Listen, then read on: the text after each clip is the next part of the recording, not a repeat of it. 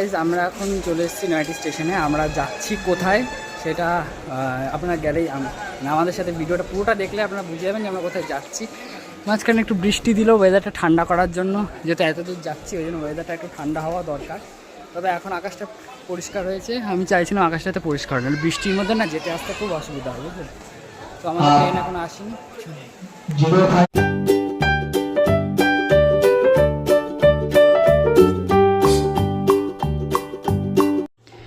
তারপর আমরা চলে এসেছিলাম মেট্রো স্টেশন, দমদম মেট্রো স্টেশনে। এখান থেকে মেট্রো ধরবো, মেট্রো ধরে যাব হচ্ছে কোথায় যাচ্ছি বলুন তো, না বলবো না, গিয়ে আপনাদের দেখাবো, বুঝলেন? তো চলুন।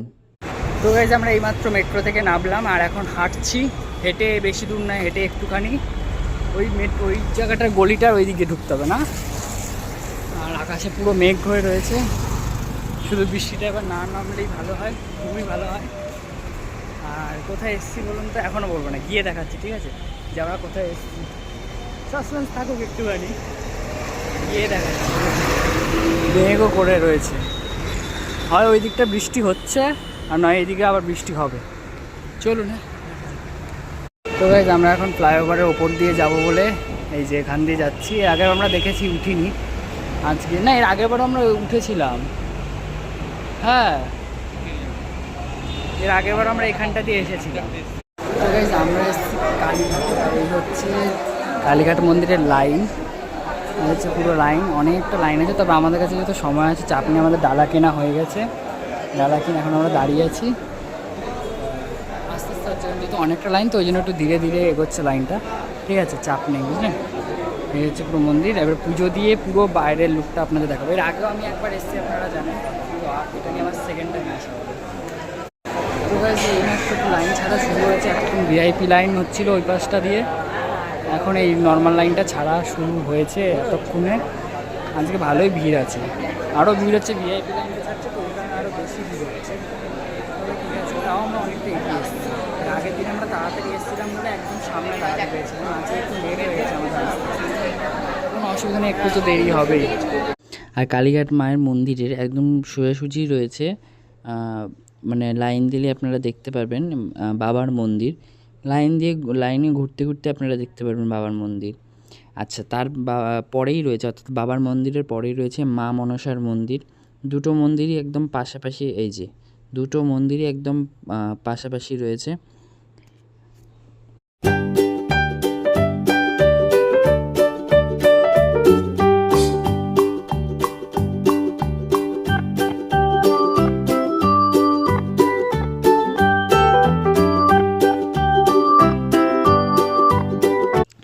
এটা হচ্ছে বলির জায়গা, অর্থাৎ এখানে বলি হয়, আর ওই জন্য এখানে সবাই পুজোও দিচ্ছিল।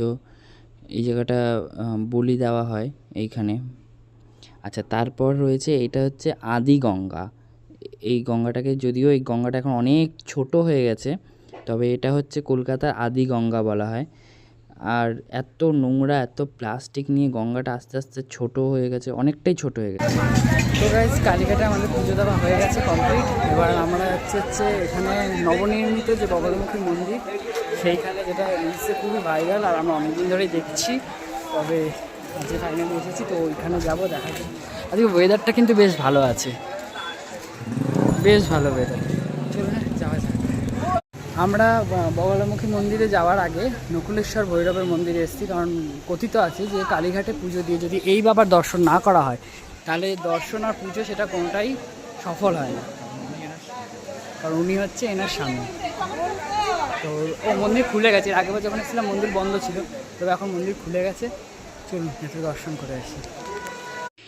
এই হচ্ছে বাবা নকুলেশ্বরের মন্দির।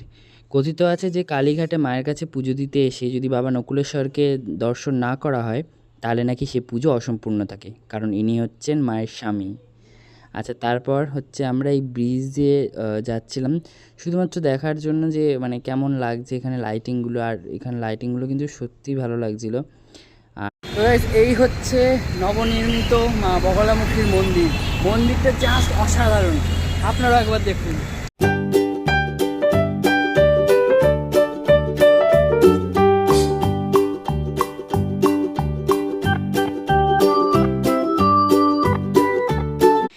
আর এই হচ্ছে মা বগলামুখী।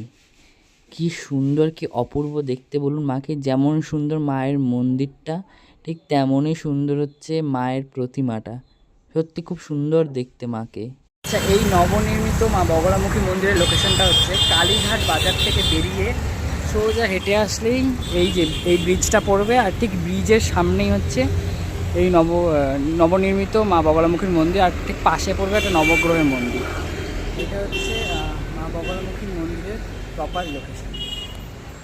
তারপর আমরা সন্ধ্যের দিকেও আবার একটু মন্দিরে ঢুকেছিলাম, আর এখানে ঝর্ণাটা মানে এত ভালো লাগছিল, এই যে জলটা যে উঠছে, এই জায়গাটার কালারটা চেঞ্জ হচ্ছে, হেব্বি লাগছিল দেখতে।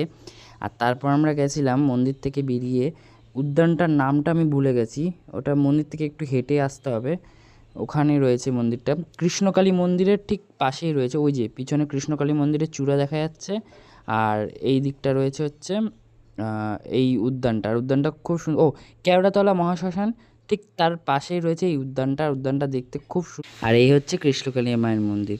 তো চলুন, সবাই খুব ভালো থাকবেন, সুস্থ থাকবেন, দেখাবে নতুন একটা ব্লগে। Daily lifestyle with Sourav subscribe করতে ভুলবেন না। ততক্ষণের জন্য টাটা।